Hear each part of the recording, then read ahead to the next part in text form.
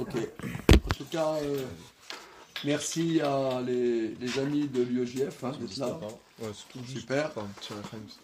Je suggère de faire une veillée d'Oshana Rabbah. Donc il y a les 2 années précédentes, on a fait des veillées. C'était au local rue des Martyrs. On va voir. Moi, je suggère que ça se fasse ici. Merci. On va voir, Gary. On va discuter. Ok. J'ai un thème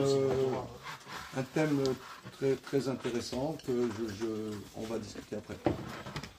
Alors, le sujet, Yom Kippour, évidemment, c'est un jour très particulier et il y a un traité talmudique extrêmement fourni sur Yom Kippour. Ce traité s'appelle le traité Yoma. Yoma, en araméen, ça veut dire ce jour. Yoma, ce jour. Et quelque part, c'est le jour de l'année. C'est quelque part le jour de l'année.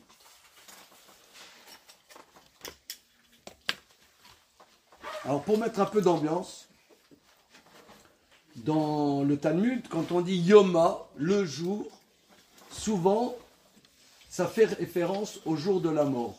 Le jour, c'est le jour de la mort. Effectivement, Yom Kippour, c'est un jour qui est pas comme les autres jours.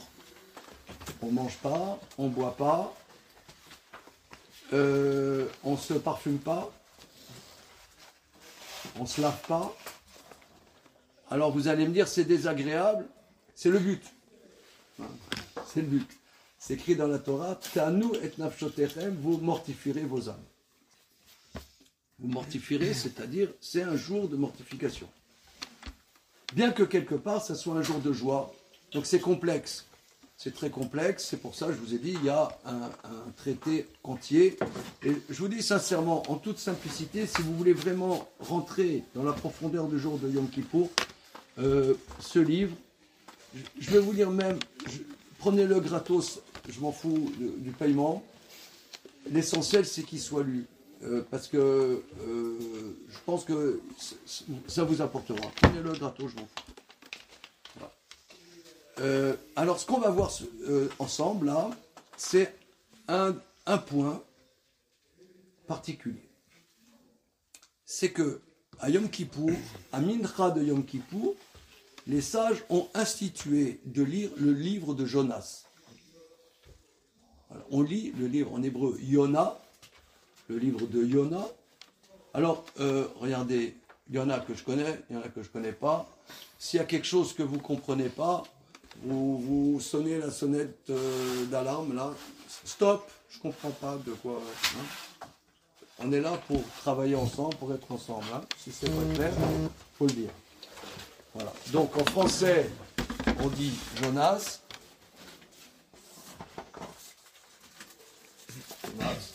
Et en hébreu, c'est Yona. Ça veut dire quoi, Yona? Colombe. Comment? Colombe. Une colombe. Une colombe. Voilà. Voilà, c'est une colombe. Tu peux écrire en hébreu? Oui, certes.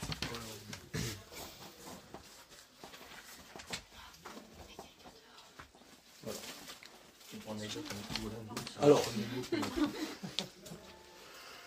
Alors donc, le livre de Yona, on le lit, les sages ont institué de le lire à Mincha de Yom Kippour. Mincha de Yom Kippour, quelque part, c'est le parent pauvre de Yom Kippour, parce qu'il y a des moments clés dans Yom Kippour. Il y a Kol Nidré, à l'entrée de Yom Kippour, il y a Kol Nidré. Il y a Moussaf, de Yom Kippour. C'est le service, bonsoir, le service du grand prêtre, c'est qu'on lit dans la prière de Moussaf. À la sortie de Yom Kippour, il y a Neila, où souvent les gens se retrouvent à Neila. Mais Mincha, c'est au cœur de l'après-midi, et c'est le moment où on est un peu KO. On est KO, on en a marre de prier. Chez moi j'en ai marre. On est KO, on a faim, on est fatigué. Et c'est à ce moment-là qu'on lit le livre de Yona. Alors, le livre de Yona, il y a 4 chapitres, et ensemble, on va faire les 2 premiers chapitres. C'est un petit livre. C'est un petit livre. Alors, j'ai fait des photocopies. L'intérêt, c'est de faire les versets mot par mot. Mot par mot. C'est ce qu'on va faire. Alors, j'ai fait des photocopies.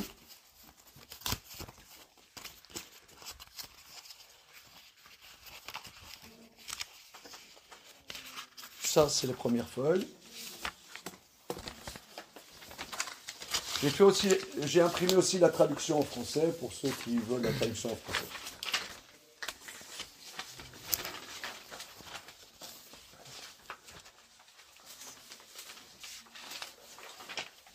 Et ensuite, on passe au 2e chapitre.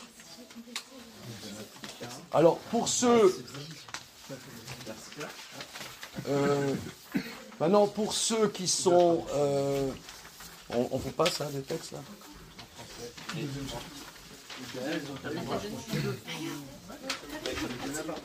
S'il y en a qui veulent suivre avec Rachi, Yosef, Netanel, si tu veux suivre avec Rachi, il y a là. Voilà. Parce qu'on va faire beaucoup avec le commentaire. Qui n'a pas eu les feuilles ok. Tu as eu le premier, non?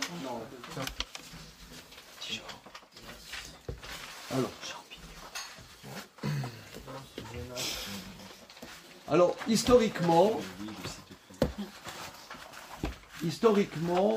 on est à la période du premier temple de Jérusalem.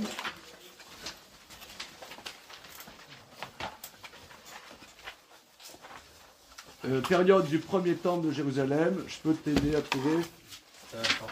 Amos, c'est après Amos. Voilà, tu y es. Dans celui-là aussi, là, Rachid? Oui. Je peux t'aider à trouver.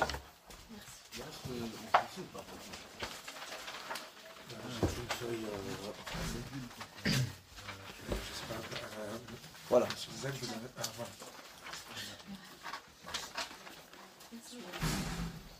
Alors,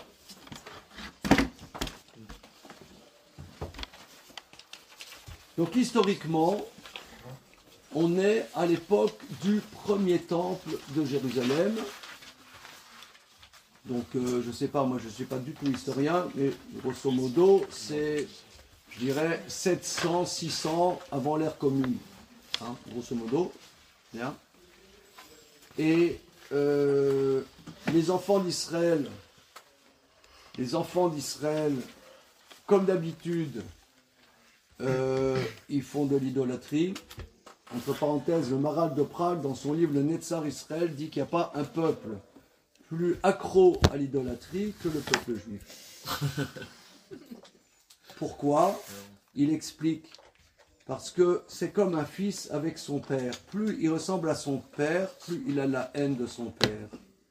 Et nous, comme on est un peuple qui est proche de Dieu, ça nous énerve et on a envie, plus que les autres peuples, d'aller l'envoyer paître. Voilà, je vous traduis en français ce que dit le Maral de Prague. Et il dit ça il y a 500 ans. Voilà. En tout cas, le peuple juif se comportait comme il se comportait, et Dieu envoie des prophètes pour secouer le peuple juif. Mais là, avec Jonas, Dieu ne veut pas envoyer Yona faire des remontrances aux enfants d'Israël, mais va l'envoyer faire des remontrances aux non-juifs à Ninive.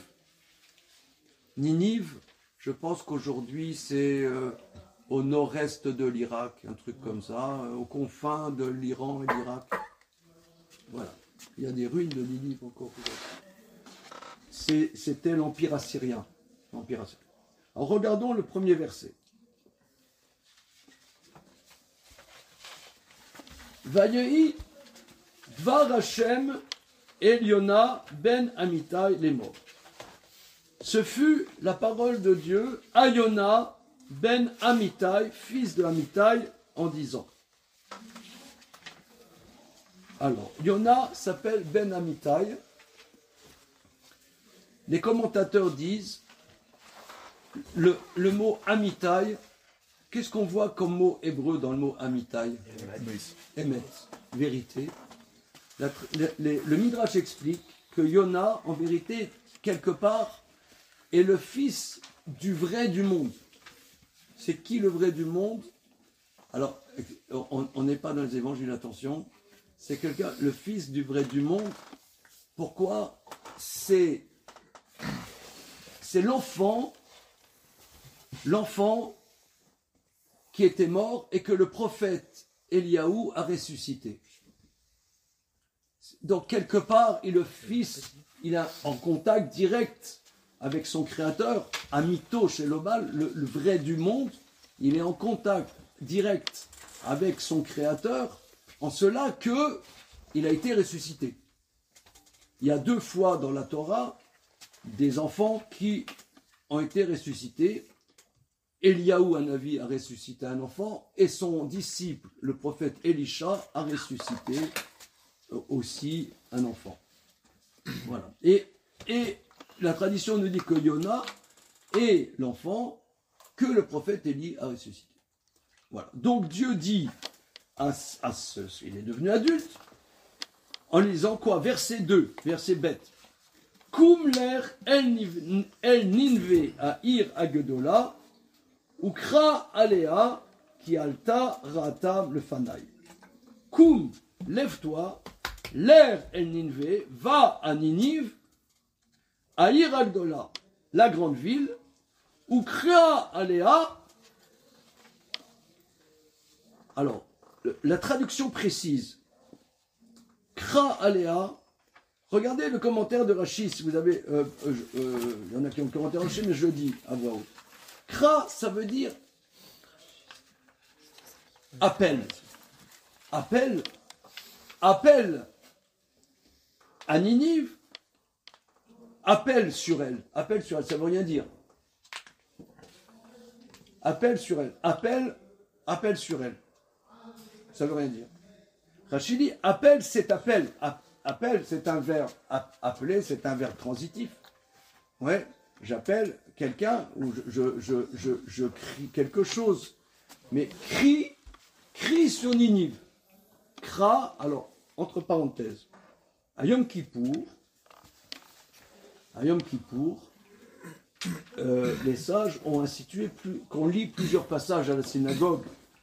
Plusieurs passages de bonsoir. Salut Dan, assieds-toi. Regarde, tu peux me mettre ton manteau dans la salle d'avant. J'explique. À la synagogue, on lit des passages de la Torah et des passages des prophètes.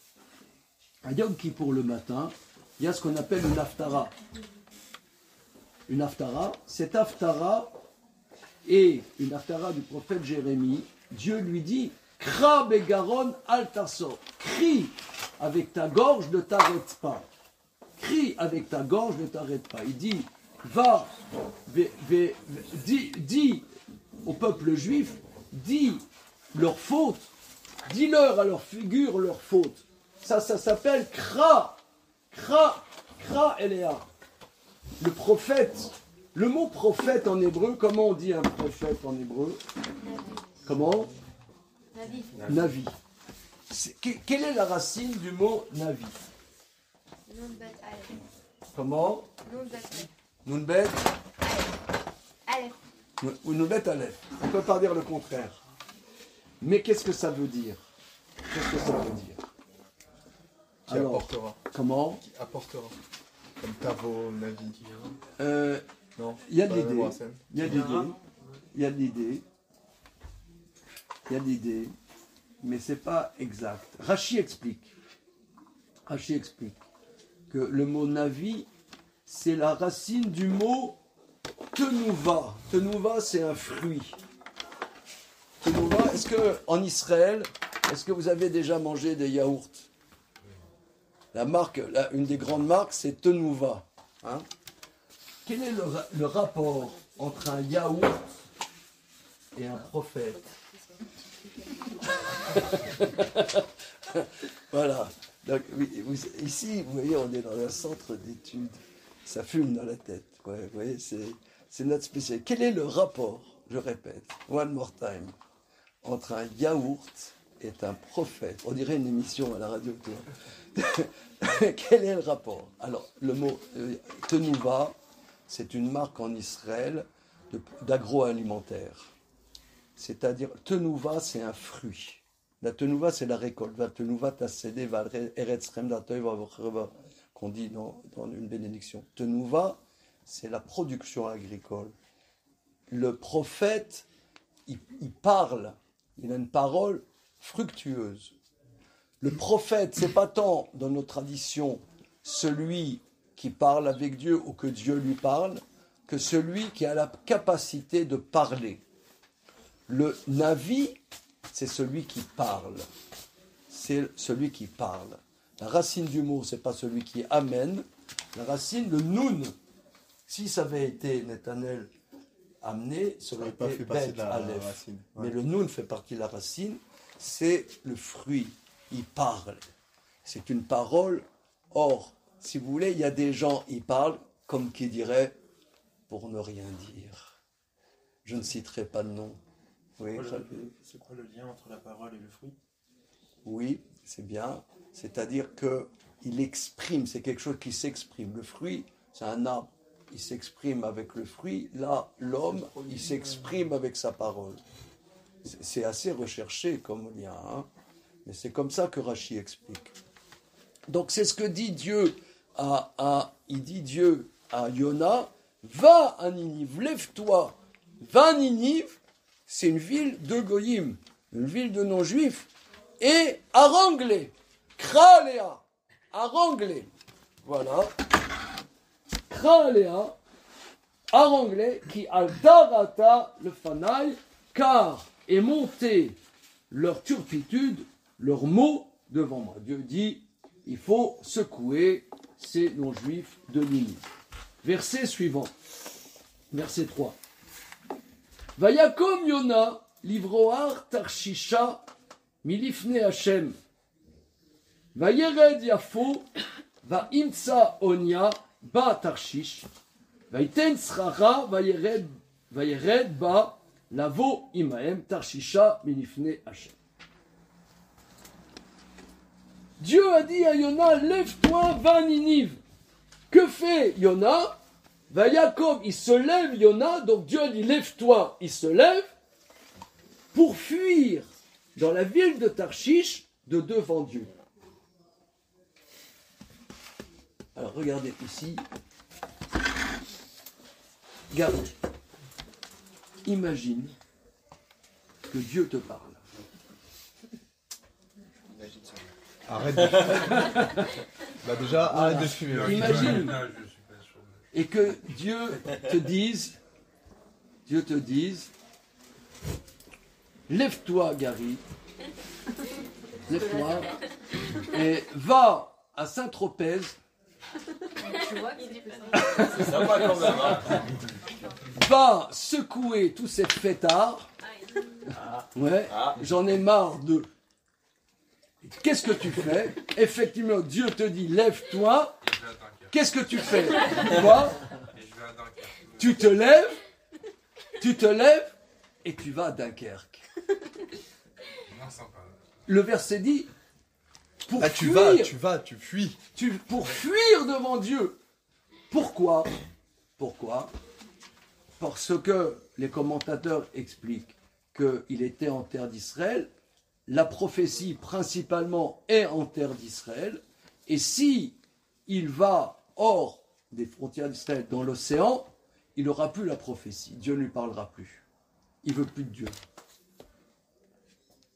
Regardez, ça c'est ce qu'on va lire à Yom Kippour, attention. C'est ça les prophètes d'Israël. Ouais, c'est ça les prophètes. Regardez, quand même, elle est bonne. Ça veut dire, là, Yona, on va dire, ouais, mais c'est Yona, c'est la colombe, c'est mignon la colombe. Hein. Ouais. Qu'est-ce qu'il a? On a dit Ben Amitai, il a été ressuscité par le prophète Élie. Dieu lui parle, il dit, lève-toi, va je te donne une mission, va secouer les non-juifs dans la ville de Ninive, il se lève pour fuir, pour faire le contraire de ce que Dieu lui demande. Mais Tarshish, c'est un choix par défaut ou il va à Tarshish parce que Non, c'est une opposition à Non, l'ivroir, vraiment, c'est pour fuir. Pourquoi il va à Tarshish? Oui, Alors, pourquoi il va à Tarshish? pourquoi il va à Tarshish? Je ne sais pas. Ah, C'est selon important. ça, il Pourquoi fuit quelque part. Il s'avère qu'il va à Tarshish. pourquoi il va à Tarshish? C'est une bonne question. C'est une bonne question. J'ai pas vu comment dire. Oui, Gary. Mais si Ninive c'est en dehors des frontières d'Israël, s'il était allé à Ninive et qu'il avait juste pas fait ce que lui avait C'est demandé vrai. Dieu, il aurait quand même pas entendu la parole divine là plus tard. Mais il aurait été quand même. Oui, mais enfin, juste Bah, c'est pas juste, il aurait été. Après ce qui se passe là-bas. la moitié quoi. C'est vrai. Alors, Rachi explique que Tarshish, en vérité, c'est pas un lieu dit, mais c'est un endroit plus après la mer. Il y a la mer, il faut traverser la mer pour aller à Tarshish. Comme ça, Rachi. Selon certains historiens, ça pourrait être l'Espagne. Parce que l'Espagne, à une certaine époque, s'appelait Tarsis. Ok, d'accord. Ok, pourquoi pas. Comment il a fait, Alors, en tout cas, regardez, je reprends ce verset parce que comprenons bien que ce passage, on le lit à Yom Kippour. Ici, on voit quelqu'un, Dieu lui parle, Dieu nous parle. Je ne sais pas, peut-être nous parle de temps en temps, je ne sais pas, je ne vous connais pas tous très bien. Hein. Mais disons, imaginons que Dieu nous parle. Vous auriez envie de faire le contraire de ce que Dieu vous dit? Hein, entre nous, hein? Si déjà il nous parle. C'est pas évident. Hein? C'est- Là, avec les dates Israël, Comment? quand on parle avec Dieu, elle doit te demander si on devient fou. Ah ouais, c'est déjà. C'est pas évident, il faut prendre un peu de calmant là. Hein. Faut prendre un petit verre de whisky pour se calmer là. Hein. Donc, Mais là, est-ce que- si Dieu nous parle déjà, c'est qu'il a confiance en nous aussi. Et qu'est-ce qu'il fait, Yona? Il fuit Dieu. Regardez ce verset terrible. Pour fuir de devant Dieu. Continuons le verset parce que c'est écrit 2 fois dans le même verset.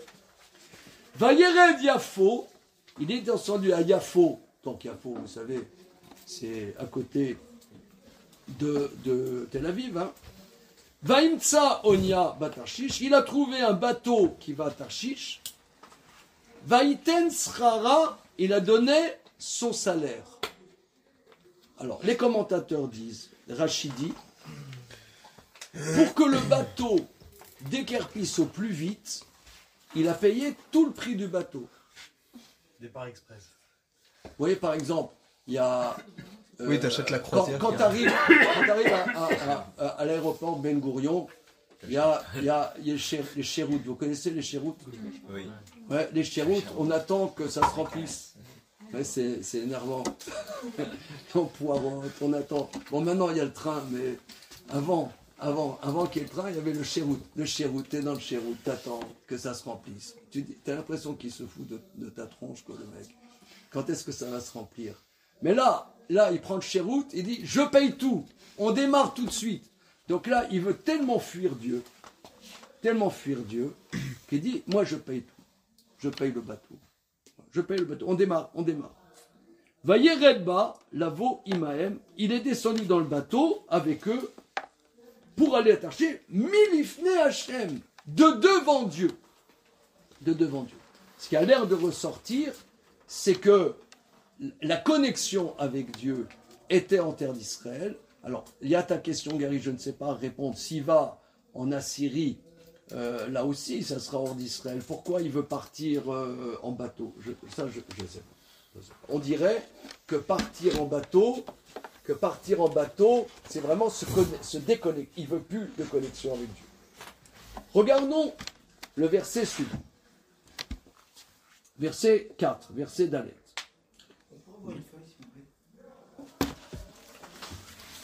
Alors, regarde. C'est quel numéro? C'est quelle page? Ah, bien ce qu'il faut. Ok. Verset 4, verset Dalet. Va Hachem itil ruar gedola elayam Vayehi sar gadol bayam, va'onia chishva leishaber. Dieu a envoyé un vent très fort sur l'océan. Il y eut une grande tempête dans la mer. Et le va'onia chishva leishaber. Pour ceux qui sont hébraïsants, j'aimerais que vous me traduisiez va'onia chishva leishaber. Elle a pensé se casser. Elle a pensé se casser. Regardez comme c'est extraordinaire. Regardez comme c'est... Elle a calculé quoi. Le chef, c'est Comment? c'est pas comme l'argent, c'est pas comme penser, mais le chef, c'est un peu calculé comme ça, penser de façon active, prémédité. Alors, regardez. Regardez comme c'est poétique. Une fois, j'ai vu une explication. Quelle est la définition de la poésie? Qu'est-ce que c'est la poésie?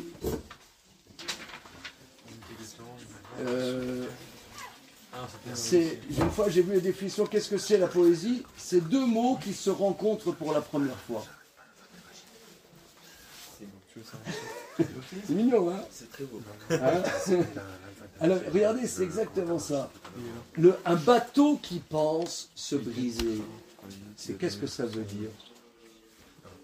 Hein, Tiffany, qu'est-ce que ça veut dire? Un bateau qui pense se briser. Comment? Qui va pas tenir tout mon projet. Je vais vous dire, moi, comment je ressens La ça. marchandise, elle peut le faire. Parce que c'est que la tempête est tellement forte, la tempête est tellement forte que le bateau, c'est comme s'il était vivant. Le bateau... Ouais, donc le bateau, c'est comme s'il avait... Il était animé d'une vie, comme s'il pensait se briser, parce qu'il est en train de bouger. Un bateau, c'est du bois.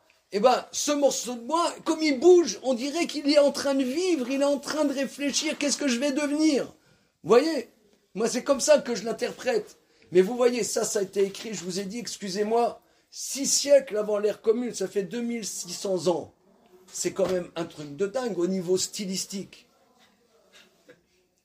Au niveau du style. Je ne sais pas si vous aimez la poésie, là. Je sais pas, c'est pas très à la mode, la poésie. Moi, j'interprétais plutôt comme ça. C'est-à-dire que le bateau a pensé qu'il allait se casser.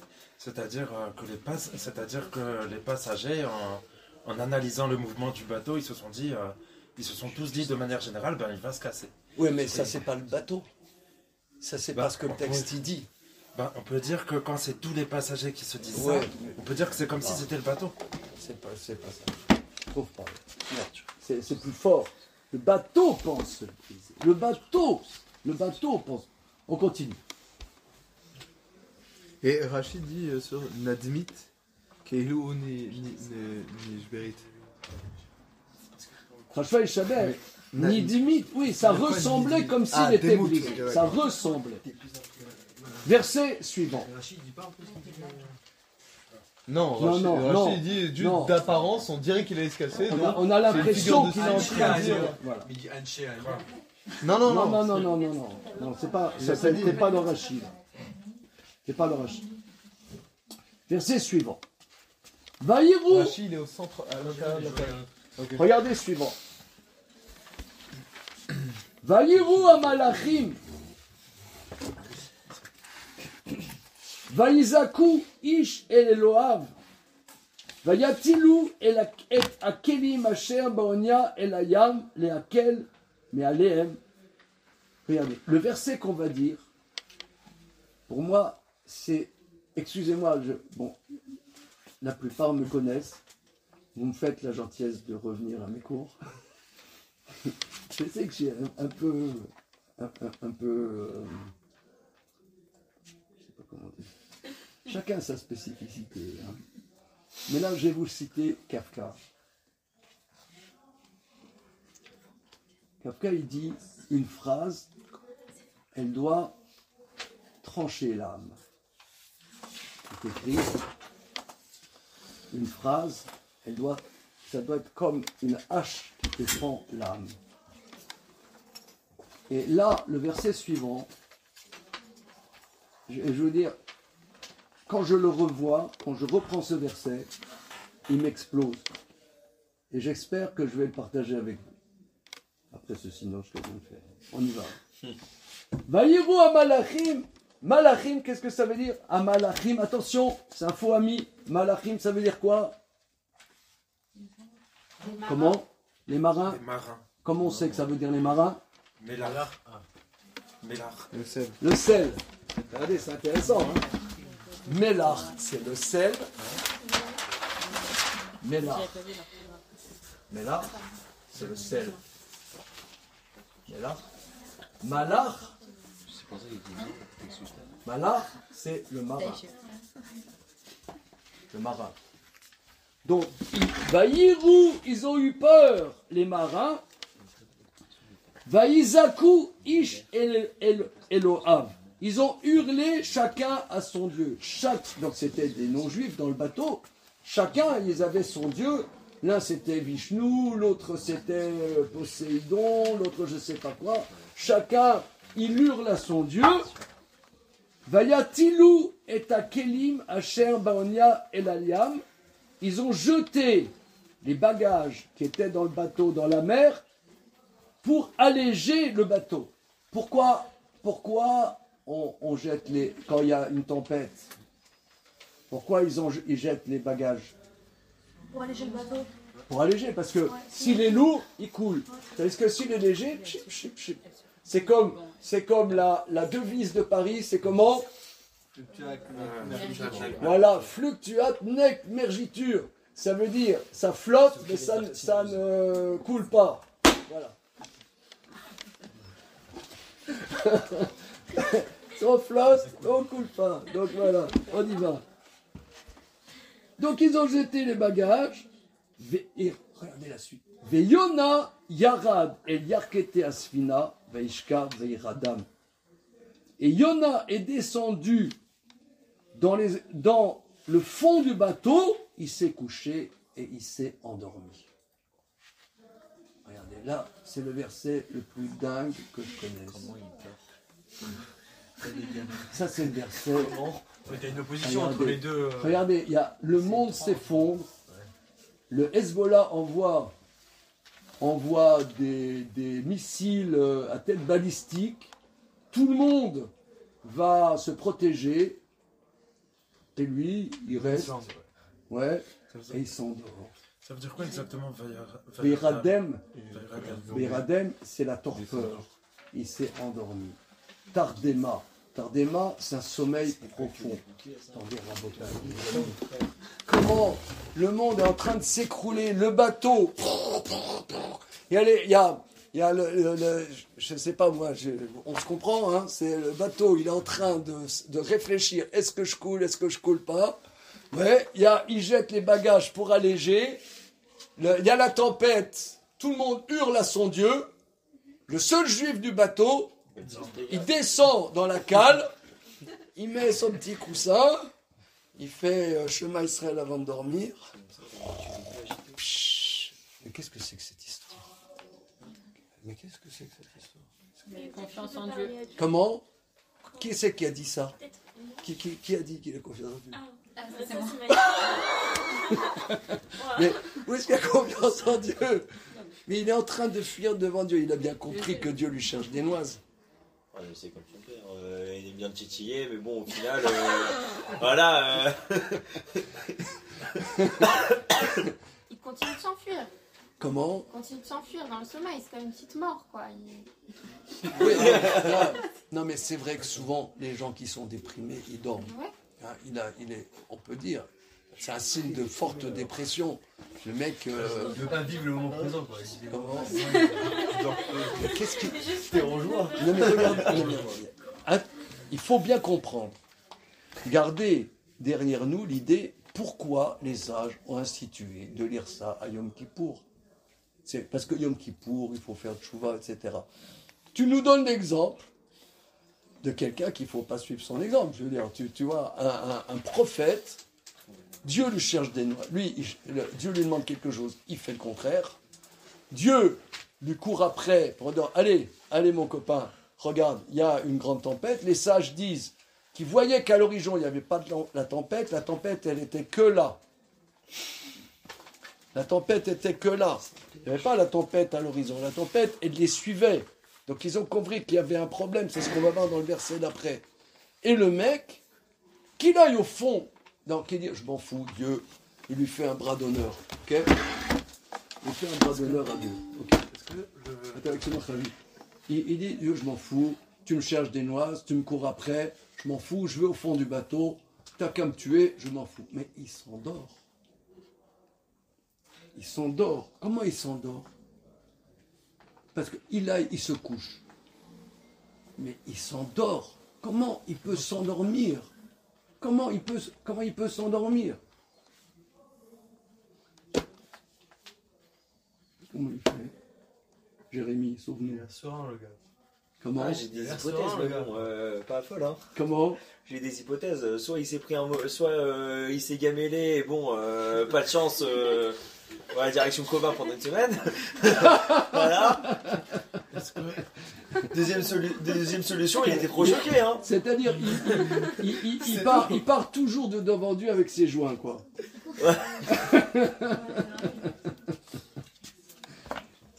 Qu'est-ce que c'est cette histoire? Est-ce que le fait de dormir, ce serait pas, justement puisqu'il fait le contraire de ce que Dieu lui dit, de se rapprocher de Dieu, est-ce que le fait de dormir, ce serait pas le contraire de prier Hachem? C'est-à-dire que en fait, tous les gens dans le bateau, ils ont une réaction naturelle qui est de prier en quoi ils croient. Et lui, au lieu de se dire, je vais faire comme tout le monde, je vais prier Hachem, et il se dit, je vais faire le contraire. Et... Non, mais qu'il fasse le contraire. Moi, je m'en fous, que le bateau coule. Dieu, je m'en fous complètement. Non, mais regardez, là, on est à Yom Kippour, d'accord? On dit ça à Yom Kippour. Dieu, on s'en fout, d'accord? Ok, on s'en fout. Donc moi, je vais faire le contraire. Mais le verset D, il s'endort. Il s'endort. S'endormir, s'endormir, je sais pas, il y a des fois, quand on est perturbé, on fait des insomnies. On ne peut pas s'endormir sur commande. Je sais pas, moi j'ai du mal à m'endormir. Voilà, regarde, Nathanaël, tu peux t'endormir là, maintenant? Ah ouais, là, non, tout de suite. Là, non. Hein? Ah non, pas là, non. Non, d'accord. Donc là, on ne peut pas s'endormir sur commande. À moins que je sois de hypnotise, voilà, endors-toi. Ça risque d'être compliqué. Moi, je peux. Quoi? Il n'y a pas une petite poussée d'adrénaline, quoi, il n'y a rien, quoi. Comment? J'ai l'impression qu'il n'y a pas d'adrénaline, quoi, que le mec il vit le moment, le zen, quoi. Et puis là, regardez, on va continuer. C'est un verset incroyable. Regardez le verset suivant. Les versets. Les versets. Verset 6. Verset 20. Vaïkrav elav chav achovel. Vayomer lo. Ma lecha nirdam. Kum kra el Elohecha. Ulai itashet haElokim lanu velo noved. Le chef du bateau, Chav achovel. L'équipage Chovel. Chovel, le chef d'équipage. Chovel, c'est la corde. C'est-à-dire, c'est celui, le gouvernail. Ouais, celui qui dirige le gouvernail. Là, il y a une corde qui tourne le gouvernail. Chav Chovel, c'est le capitaine du bateau, s'approche de lui et dit, qu'est-ce que tu dors? Lève-toi, appelle ton Dieu. Peut-être que la divinité aura pitié de nous et on ne va pas être perdus. C'est quoi Nirdam? Nirdam, Tardema, c'est profond sommeil. Verset Zayin, verset 7. Vayomru ish el re'eu. Lechu venapila goralot. Veneda beshelmi ara azot lanu. Vayapilu goralot. Vaipol agoral al Yona. Chacun a dit à son ami, allons tirer au sort pour savoir qui serait mangé, pour savoir qui serait mangé. Ohé, des bateaux naviguent sur les flots. Alors, chacun a dit à son ami. On la marre, Alors, Ils ont dit chacun à son ami, allons tirer au sort, qu'on sache à cause de qui il y a cette catastrophe. Alors, les commentateurs expliquent, parce qu'ils ont bien vu que la tempête n'était que sur ce bateau, parce qu'alors il n'y avait pas de tempête. Ils ont dit qu'il y avait un problème ici, qui n'était pas ailleurs. Pourquoi il y a ce problème? Et Vaïpol Agoral Aliona, le sort est tombé sur Jonas. Vayomru elav, Agida lanu, Bacher lemi hara zod lanu, ma melartecha, ma'in tavo, ma artsecha, ve'em misé am ata. Regardez ici, on va voir aussi des versets extraordinairement beaux. Ils lui ont dit, raconte-nous, pourquoi il y a ce grand mal? Quel est ton métier? D'où viens-tu? Quel est ton pays? Et de quel peuple es-tu? Alors j'ai vu un commentaire qui m'a beaucoup éveillé sur l'étude du livre de Yona, qui s'appelle Monsieur Rav Yoshua Bachara, qui a écrit un livre sur le livre de Yona, et qui m'a vraiment éclairé comment étudier ce petit livre-là. Il explique, regardez, comme les phrases ne sont pas cohérentes. D'abord tu dis de quel peuple es-tu, d'où viens-tu, après tu dis de quel métier tu as.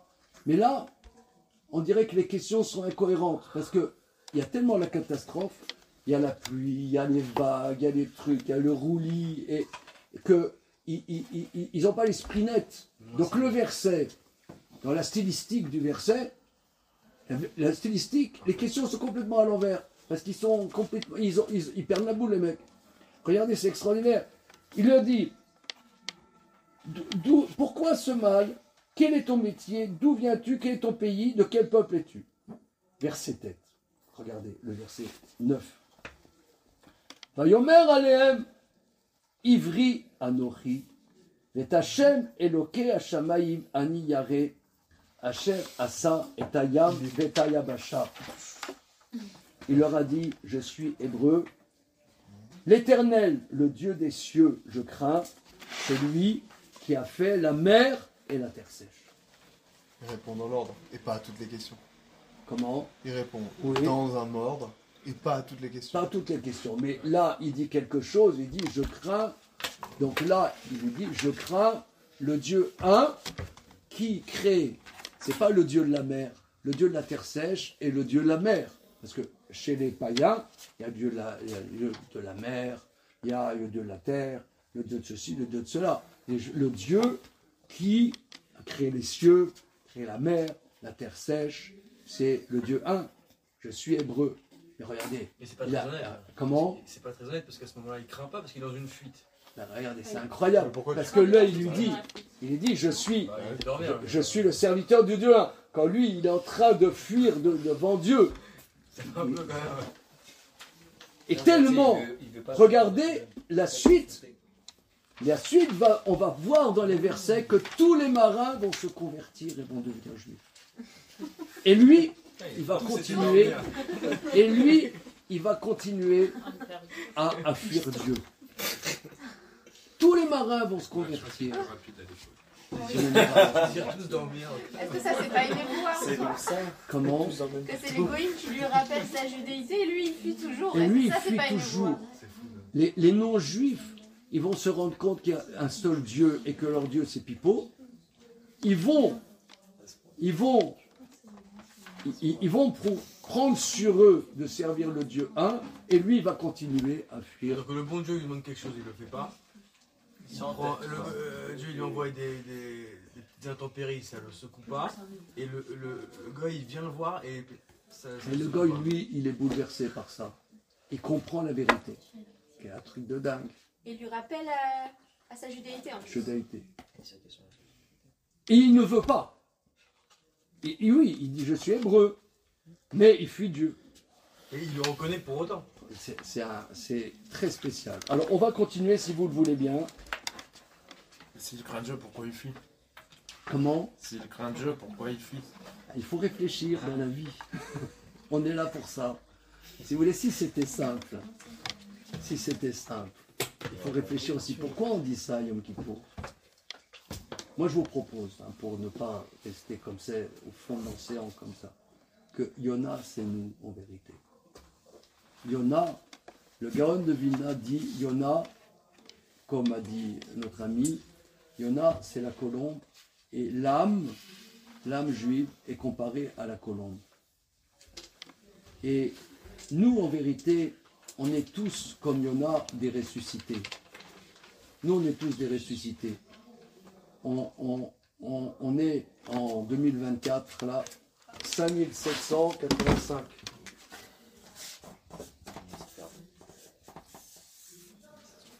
La Torah, ça fait grosso modo, je vous fais à la louche, 3500 ans que la Torah a été donnée. Nous, on se balade de peuple en peuple, de civilisation en civilisation.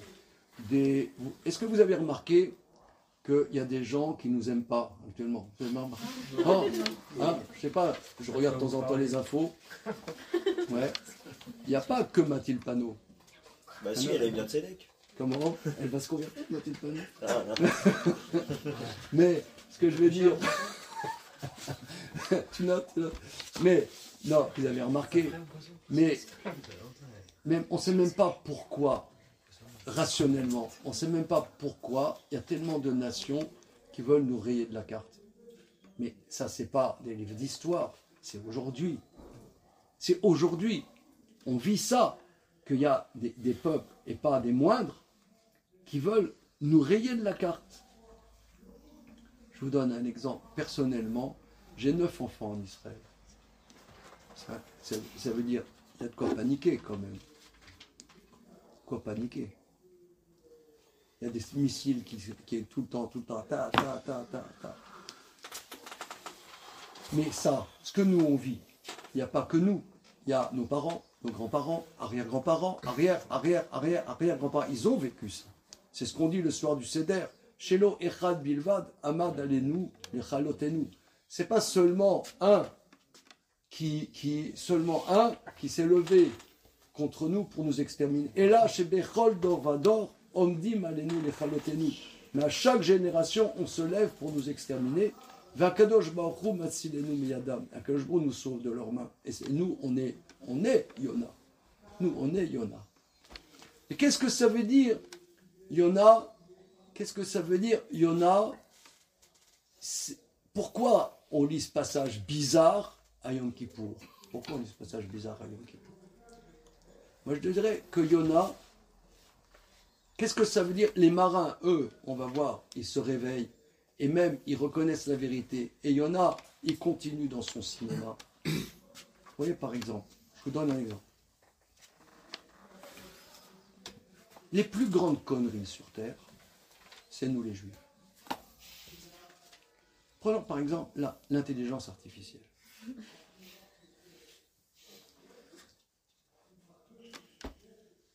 Déjà qu'on est mal barré. Mais l'intelligence artificielle, c'est presque 99% des juifs.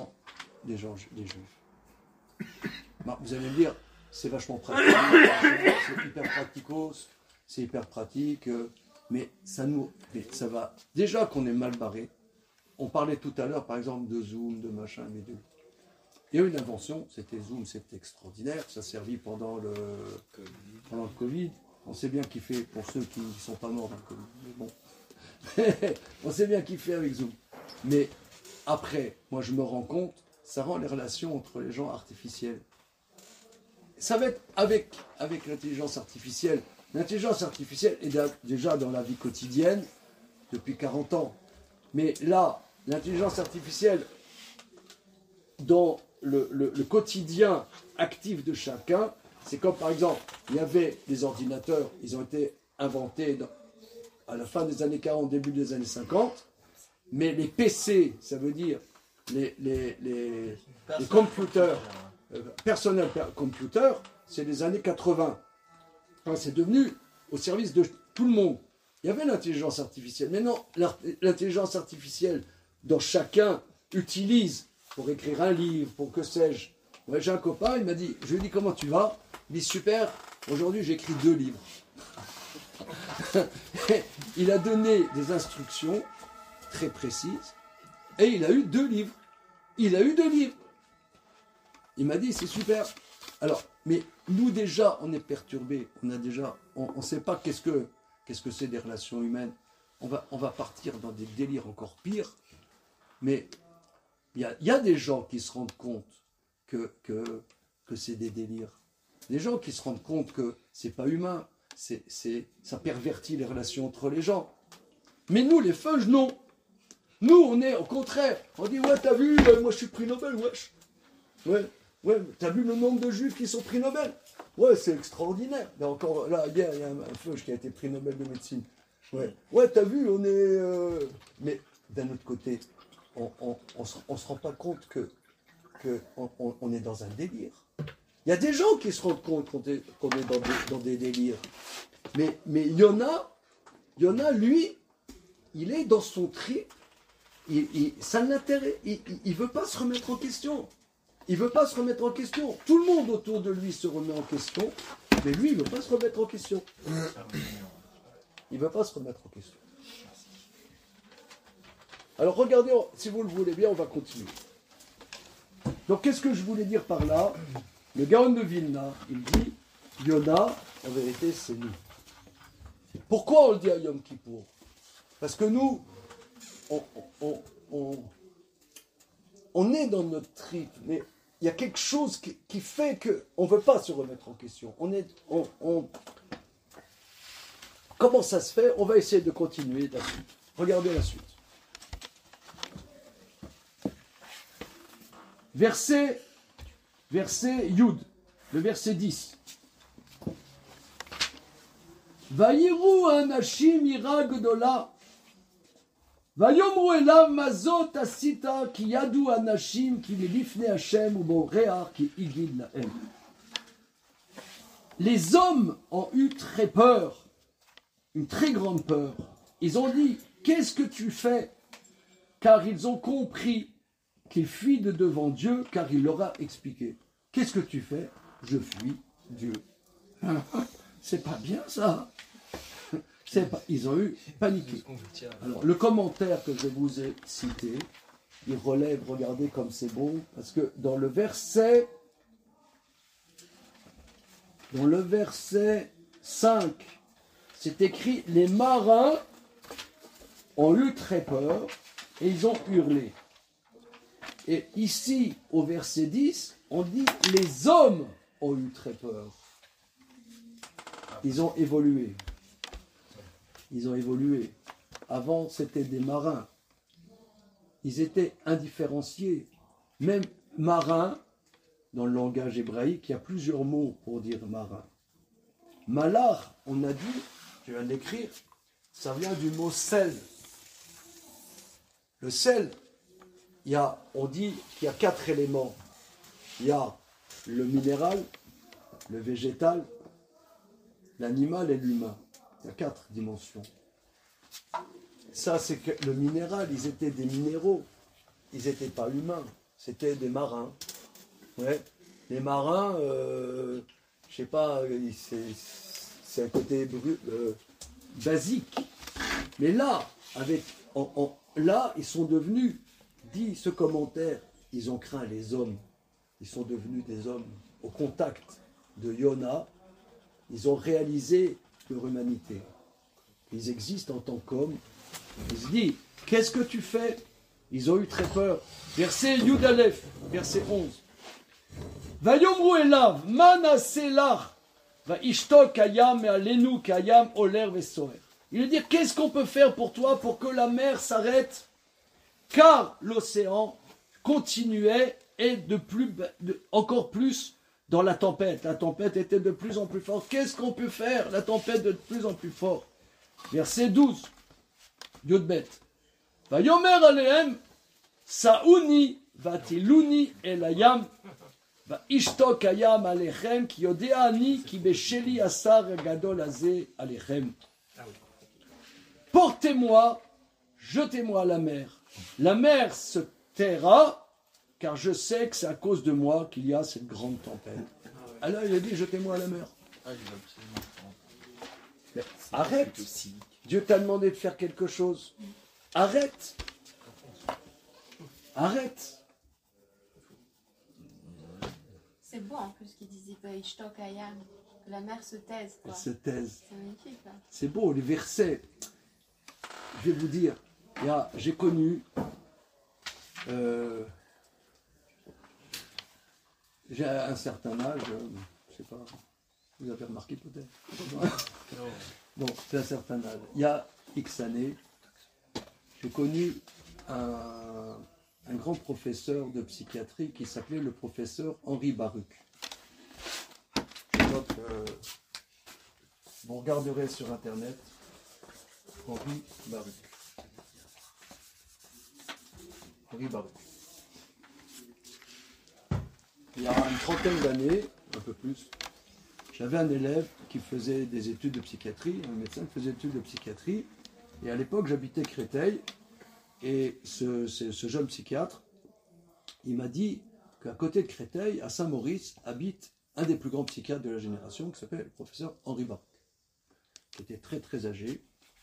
Et pour ceux qui, dans les années, disons, 90, qui faisaient des études de psychiatrie, le livre de psychiatrie, pour les étudiants en psychiatrie, c'est le Henri Baruch, le livre Henri Baruch. Et c'était un monsieur très pieux, juif, un juif, si je ne m'abuse, qui est né en Égypte, et il avait presque 100 ans, il m'a dit, il habite à côté, il faut aller le voir. Je suis déjà allé le voir, il faut aller faire sa connaissance. Il avait presque 100 ans, il avait les feuilles de maladie, il consultait encore. Et il a été, vous savez que, je ne sais pas si ça existe encore, le grand hôpital psychiatrique en France, en tout cas il y a 40 ans, c'était à Charenton, l'hôpital de Charenton.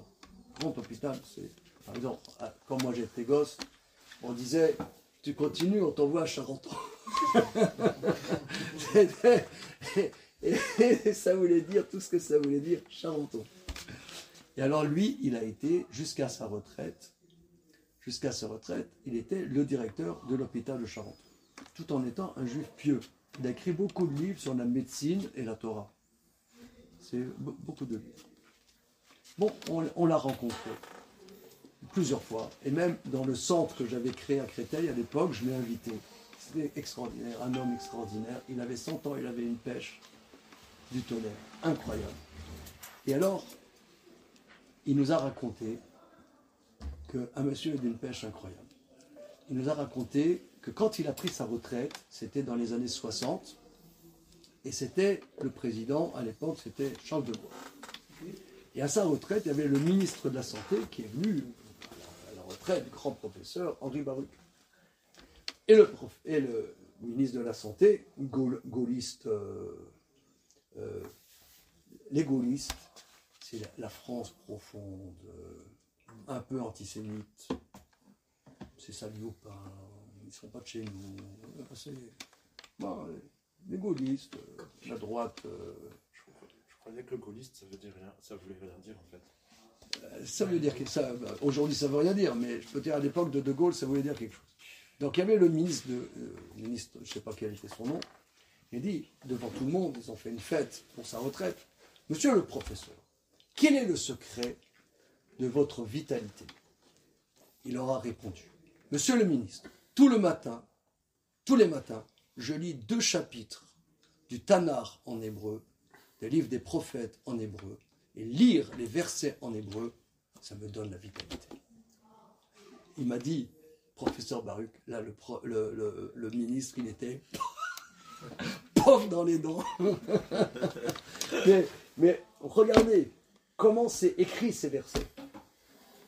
Quelle vitalité il y a dans la rédaction prophétique de ces versets. Regardez, regardez la suite. Le verset du Gimel. Verset du Gimel. Donc je reprends l'expression. Comment c'est votre prénom? Johanna. Que dit Johanna? Que la mère se tait. Là aussi, c'est ce qu'on appelle un anthropomorphisme. La terre, elle ne parle pas, elle ne se tait pas.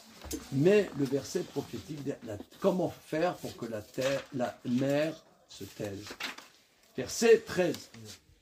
Vayarteru anashim leashiv el hayavasha velo yacholu kayam oler vesoer alehem. Alors, Vayarteru anashim, ils ont creusé les hommes pour ramener vers la terre sèche. Ils ne pouvaient pas, car la mer continuait la tempête le plus belle. Là aussi, regardez, la mer, ils ont creusé, les hommes ont creusé la mer. Regardez la poésie qu'il y a dans ce verset. Ils ont creusé la mer. Tu ne peux pas creuser la mer. C'est quoi la nuance? J'ai envie de dire, c'est pas si. Je trouve que c'est pas si surprenant parce que toute la Bible et tout le Tanakh en fait est écrit plein de poésie et en général, même les écrits des autres religions ou les écrits poétiques des Grecs, c'était pas ça, comme Homère, c'était pas des livres sacrés pour eux, mais à chaque fois, il y avait il le faisait avec une poésie. Non, mais d'accord, mais essayons d'écouter cette poésie. Qu'est-ce que cette poésie est en train de nous dire? Elle n'est pas gratuite. Vayarteru, ils ont creusé la mer. Ils ont mis de l'énergie, quoi. Comment? Ils ont mis toute leur énergie. Moi, je vous propose de dire, la mer est tellement compacte. C'est comme tu creuses, tu prends une pelle, tu creuses la terre. L'eau, tu prends une pelle dans la mer. Ouais, c'est rien du tout. L'eau, elle est liquide. Tu vas avec une pelle, tu vas pas loin. Ouais, tu vas pas loin dans la mer. Mais donc ils ont creusé la mer. C'est comme si c'est tellement compact. C'est comme si tu creusais. La mer, elle est devenue compacte. Elle est devenue comme un bloc. Un bloc. C'est une image. Une image de la. Oui, Gary. J'ai l'impression qu'il y a une personnification de l'inanimé par la force de Dieu parce que Jonas lui répond pas. Comme Jonas lui répond pas, que Dieu n'arrive pas à lui parler à lui, il personnifie les objets autour de lui, donc la mer et la tempête ça devient un langage. Oui, ça, le bateau qui pense, la mer qui... Moi, je vois ça un peu comme un homme qui est sur le point de se noyer quelques instants avant, et puis il y a une grande débauche d'énergie quelques instants avant la noyade, et à ce moment-là, il fait tout ce qu'il peut pour essayer de gripper comme ça et pour essayer de s'en sortir. Oui, mais il a creusé, c'est incroyable. Comment? Est-ce que ça veut pas dire qu'ils essayaient d'aller dans le sens contraire de la mer? Oui, mais c'est bizarre comme expression quand même. Alors, regardez la suite. Yudalet. Vaikrou el Hashem vayomru. Maintenant, regardez les marins. Il y a quelques versets, ils étaient idolâtres. Et maintenant, ils implorent l'Éternel. Vaikrou el Hashem. Ils implorent Dieu. Vayomru Anna Hashem. S'il te plaît, Dieu. Anna novda benefesh haïsagé. Que nous ne soyons pas punis sur la vie de cet homme. Regarde, il nous implore qu'on le jette à la mer. On ne veut pas être des criminels. Dieu, arrête. On ne veut pas être des criminels. Il nous dit, jetez-moi à la mer. On ne veut pas le jeter à la mer. Sauve-nous. Sauve-nous, Dieu. Dieu, sauve-nous. Mais est-ce que Yona, c'est pas un gaon dans ce cas-là? Comment? Est-ce que Yona, il n'arrive pas, grâce à lui, à ce que tous les goïms fassent tchouva? Dafka parce qu'il fait rien. Vous voyez? S'il avait essayé de faire quelque chose, s'il était allé à Ninive, qu'il leur avait dit mais qu'est-ce que vous faites, machin, il l'aurait pas écouté, il l'aurait jeté à la mer. Là, il va à la mer, il part seul avec ses marins. Ces marins, ils font eux tchouva, même ils écrivent yashivu, il y a même ce verbe la shiv, la yasha. Bah c'est incroyable. Mais c'est génial, il a une super technique, non? Ça marche? Super technique. Là, ça veut dire l'objet du petit travail tranquille, je fous rien, tout le monde fait tchouva, quoi. Ça marche. C'est rare. Non mais elle a raison. Non, elle a raison dans le sens en choisissant de ne rien faire à ce moment-là, il agit. Il agit en restant inanimé. Non, mais si vous voulez, si on prend la lecture du Gaon de Vilna, c'est en vérité la vocation du peuple juif est quelque part d'éveiller les nations, de s'éveiller nous-mêmes et d'éveiller les nations. là, on voit, lui, il a un problème. Mais autour de lui, quelque part, il y a quelque chose de messianique, c'est vrai. Quelque chose dans Yona, quelque chose de messianique, qui comprennent quelque chose. Que lui, on ne sait pas exactement quel est son problème. Mais eux, ils comprennent. C'est une technique spéciale. Oui, mais on n'a pas l'impression que c'est le centre du sujet de savoir s'ils sont juifs, s'ils ont habité à Jérusalem. On a l'impression que eux, c'est toujours un reflet par rapport à ce qu'il est lui. C'est-à-dire que finalement, c'est lui qui reste le sujet central. Eux, c'est un peu à chaque fois la gravité autour de eux. Quoi. Ou alors, autre hypothèse, ils ont essayé tous les dieux, ça marche pas. Ah ouais, du coup, dernière carte, on envoie tout, on balance tout sur Dieu sans forcément avoir cette conscience-là que ça provient de Dieu. Ils ont eu peur. Ils ont compris qu'il y a une justice. Ils ont compris que ce Dieu agit sur terre. Non, ils ont compris qu'il y a une justice qui fuit et que le Dieu qui a créé la terre et la mer applique sa justice. Maintenant, comment ils l'ont saisi ça? Qu'est-ce qui avait à saisir ça? Il leur a expliqué que c'est à cause de lui et qu'il y a un châtiment. Et surtout avant ça, non, parce que c'est le seul qui veut dormir, donc au lieu d'appeler chacun, enfin tout le monde appelle son Dieu, il n'y a pas d'effet, donc eux n'ont pas d'importance et ne font rien. Et le seul qui n'appelle pas son Dieu, ben, du coup, son Dieu à lui est forcément énervé de ne pas avoir été appelé comme les autres. Oui, il voit qu'il y a ce Dieu-là intervient dans l'histoire des hommes. Regardez les versets suivants. Mais, excusez-moi, en même temps, il est comme le plus grand poissard de leur situation. Comment? Comme le poissard de leur situation. Il le considère comme le poissard de leur situation. C'est à cause de lui que ça se passe. Ils ont compris ça. Ils ont compris. Si vous voulez, un problème de tout le monde, qu'il soit juif ou non juif, c'est est-ce qu'il y a un problème fondamental? Est-ce qu'il y a une justice sur terre?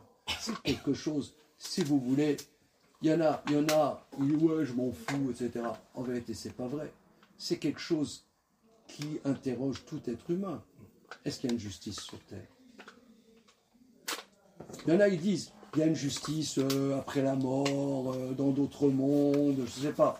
Mais est-ce que sur terre, il y a une justice? C'est quelque chose qui interpelle. Il y en a qui disent, je m'en fous, il boit ses 2 litres de litron pour ne pas s'interroger. Mais quelqu'un qui n'est pas soulard, ça l'interroge, ça l'interpelle. Et ces gars-là, ils se rendent compte qu'il y a une justice. Ils se rendent compte. Et ça, c'est quelque chose d'humain, de fondamental. Regardons le verset suivant. Verset Tedvav. Vaïsou et Yona, Vayatilou el Ayam, Vayamod Ayam Misapo. Ils portèrent Yona, le jetèrent dans la mer, et la mer s'est arrêtée de sa fureur. Juste Rafasta, Rafasta, ce que tu as voulu, tu as fait. Vayiru anashim, ira gdola et Hashem, veisberu zevar Hashem, vaidru nedarim. Ces hommes ont eu une peur terrible de Dieu. Ils ont offert des sacrifices et voué des vœux. Donc les commentateurs disent, ils sont allés au temple de Jérusalem et ils ont offert des sacrifices. Et en remerciement par crainte d'avoir tué un homme. Par crainte de voir la justice humaine. Alors maintenant, regardons, si vous voulez bien, le chapitre suivant. Alors on sait qu'il a été avalé par le poisson. C'est ce que nous allons voir. Vayeman Hashem dag gadol livloa et Yona. Vayei Yona bime adag shlosha yamim ou shlosha lelot.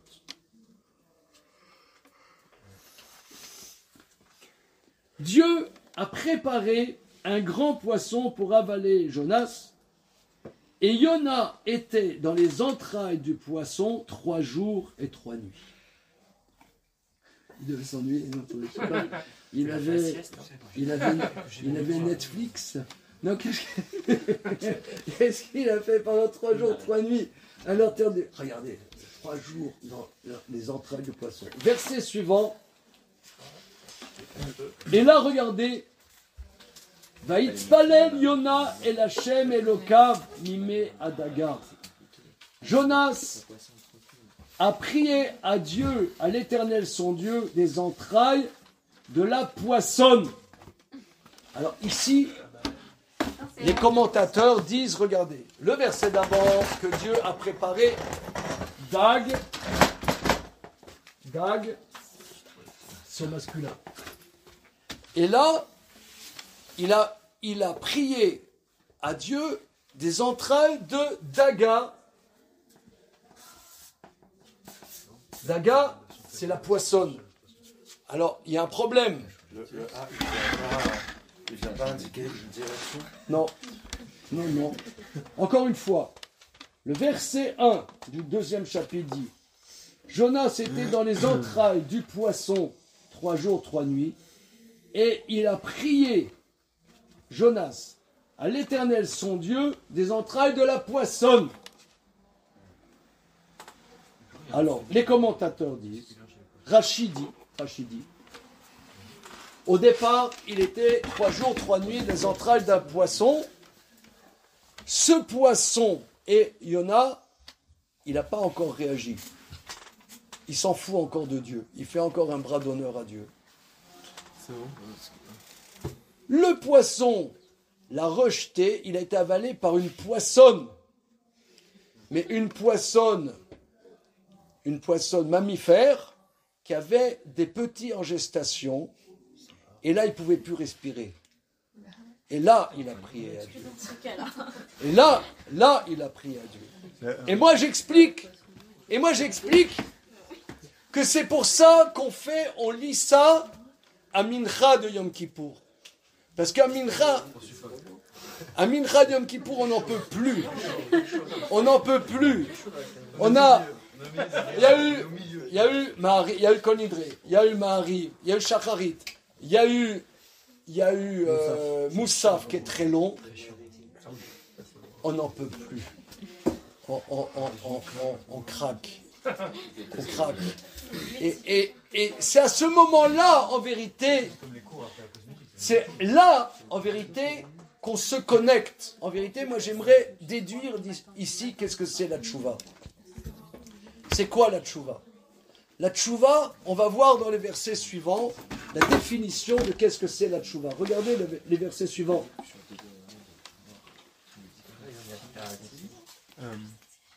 Oui. Juste, je voudrais faire remarquer qu'au niveau du Targum Nathan,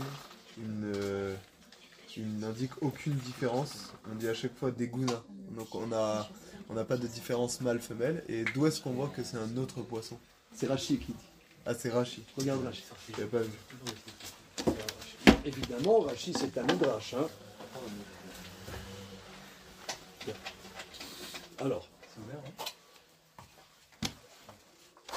Ouais, c'est ouvert depuis tout à l'heure. C'est pas ouf. Hein. C'est quoi ouvert quoi? La porte. Ah, c'est bon, on va la fermer. Ok, merci. Ah, excusez-nous, on part parce que la ligne 14 elle ferme tôt. D'accord. Le métro 14 il ferme tôt. Ok. On reviendra. Allez, salut. Shalom Tova. Shalom Tova. Alors.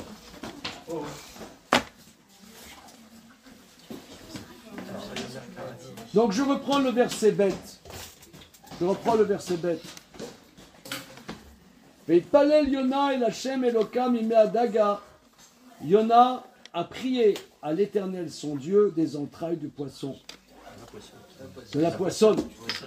Vayomer, il a dit Karati mitzarali el Hashem vayaneni. J'ai appelé de mon oppression à l'Éternel, il m'a répondu. Mi beten sheol shivati shamata koli.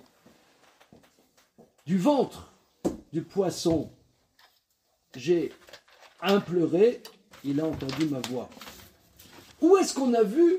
Parce que Dieu ne l'a pas jeté encore du poisson, il est encore dans le poisson.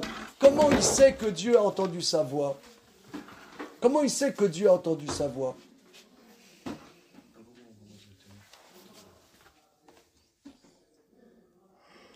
Comment ça, comment il sait qu'il a entendu? Regardez les amis, on se concentre un peu là, bien qu'il y a des camps pour la concentration, mais...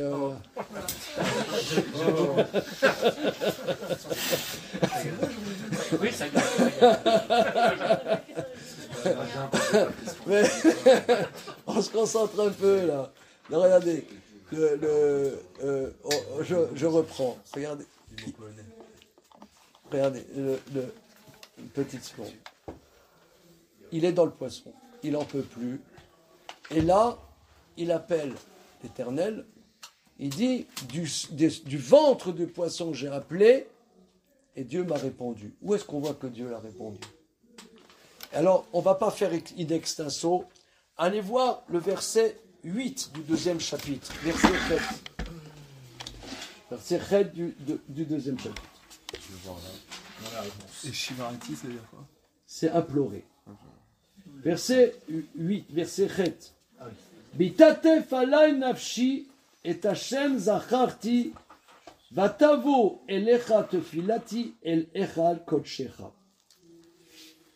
Quand mon âme a suffoqué, je me suis souvenu de Dieu et arrivé vers toi, ma prière, dans ton sanctuaire Kadosh.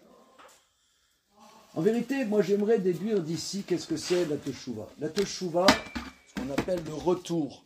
Mais le retour à quoi? Le retour à qui? Teshuvah. Hein? On dit aujourd'hui, entre Rosh Hashanah et Yom Kippour, il y a ce qu'on appelle les 10 jours. En français, on dit de repentance, on dit de Teshuvah. Teshuvah. C'est quoi la Teshuvah? Vaste question. J'aimerais déduire d'ici qu'est-ce que c'est la Teshuvah. Est-ce que la Teshuvah, c'est devenir religieux?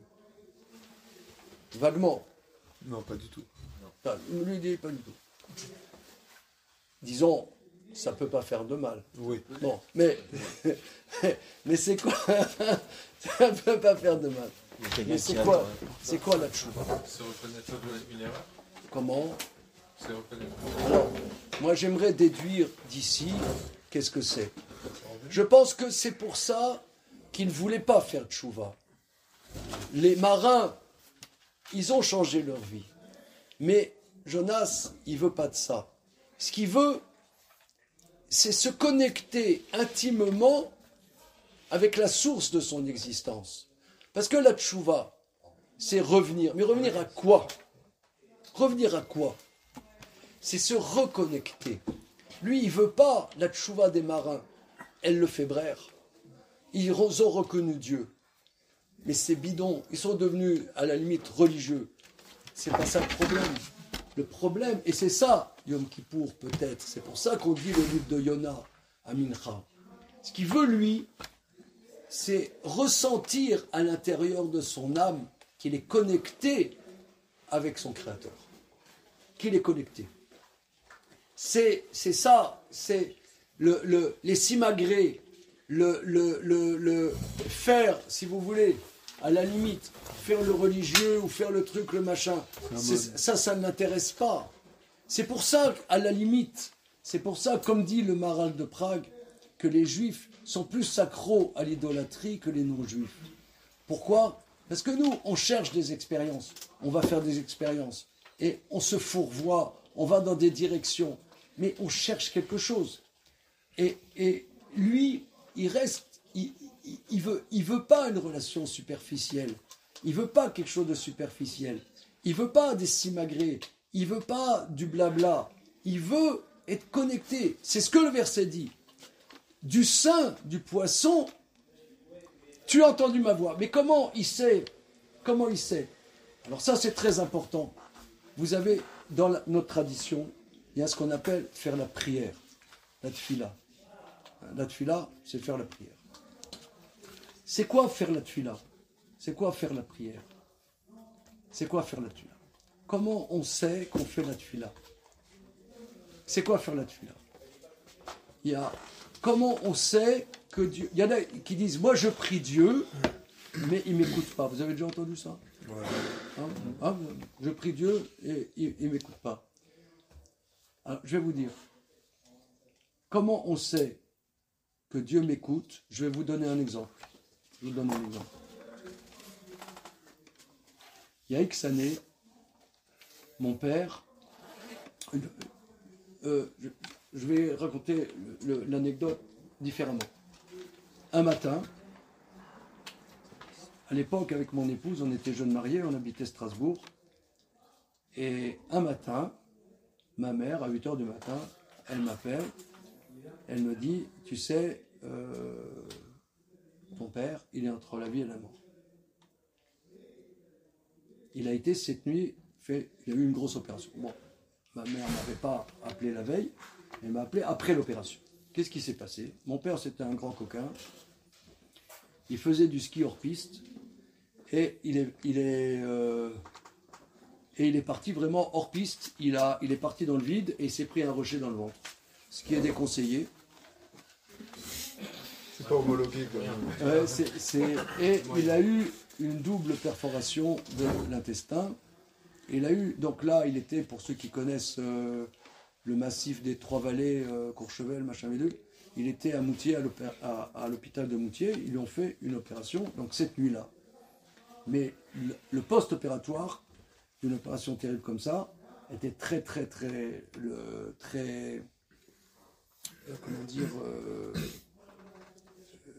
dur. Et c'était pas sûr du tout qu'il tienne le choc. Je vous dis en toute simplicité, mais je vous dis pour expliquer ce dont on parle ici. J'ai prié, j'ai dit à Hachem, guérisse mon papa, j'ai pleuré. Et quand j'ai pleuré, j'ai compris que ma prière était écoutée. Ça veut dire quand, par exemple, il y en a qui disent, ouais, j'aimerais me marier, je prie. J'ai dit, est-ce que tu pries pour te marier? Oui, je prie. Est-ce que tu pleures?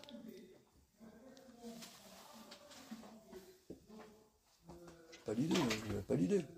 Est-ce que tu pleures? Je n'ai pas l'idée.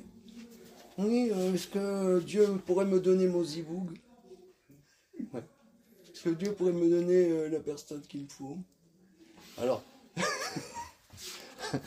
j'ai dit, c'est sympa comme idée. Mais si tu lui demandes comme ça, tu n'as pas 100 balles, Dieu ne va pas se déranger. Dis, tu pourrais me donner la personne qu'il faut pour que je me marie? Dieu, il a beaucoup de choses à faire. Beaucoup de choses à faire. Mais si tu craques, si tu pleures, si tu pètes un câble à l'intérieur, tu sens que c'est vital pour toi et que tu l'exprimes que c'est vital, tu sais que Dieu t'a écouté. Ça, c'est ça la tchouva. La tchouva, c'est pas avoir la panoplie de religion. Ça peut aider, mais c'est pas ça. C'est pas ça la tchouva. La tchouva, c'est se connecter, pas forcément à Dieu, c'est se connecter à soi-même. C'est se connecter à l'intérieur. Il y a un verset qui dit que Dieu, c'est le cœur d'Israël. Le verset dit, dans les psaumes, il dit « Tsur le vavi vechelki ». Dieu, c'est Tsur le vavi. Tsur le vavi vechelki. C'est le fond de mon cœur. Tsur le vavi, c'est le fond de mon cœur. Dieu, c'est le fond de mon cœur. C'est-à-dire quand, regardez ici le verset. Tsur, c'est pas un rocher? Oui, c'est le rocher, mais ici, ça veut dire c'est le fond. Le rocher de mon cœur. Alors, il faut le voir, toi, tu dis la poésie. Le rocher de mon cœur. C'est-à-dire, le rocher de mon cœur, qu'est-ce que ça veut dire? C'est-à-dire, c'est le fond de mon cœur. Le fondamental de mon cœur. C'est ce qu'il dit. Du fond du cœur. Mi beten sheol shivati, tu as écouté ma voix. Comment tu sais que Dieu a écouté sa voix? Parce que il s'est connecté avec le fond de son être. Ça, c'est la chose. C'est ça ce qui se passe à Yom Kippour. C'est ça, Mincha de Yom Kippour. Mincha de Yom Kippour, on défaille On n'a plus la force, on en a marre. Et là, quand tu peux plus, là tu dois craquer. Et c'est là se trouve la chose. Et en vérité, Yona, tant qu'il ne trouvait pas ça, il ne voulait pas faire de chouva. Il ne voulait pas bouger. Il cherchait. Les autres, c'était superficiel. Ils sont devenus en 5 minutes des gens qui craignaient Dieu. Il faut aller hors de sa zone de confort. Quoi. Comment ? Il faut aller hors de sa zone de confort. Il faut péter un câble à l'intérieur. Ouais. Il faut craquer. Moi, je sais que y a les pleurs, c'est une grande vertu. Les pleurs, j'ai vu des commentateurs qui disent que les pleurs, c'est comme le bain rituel, ça purifie. C'est-à-dire que souvent, notre vie, on est des touristes de notre existence.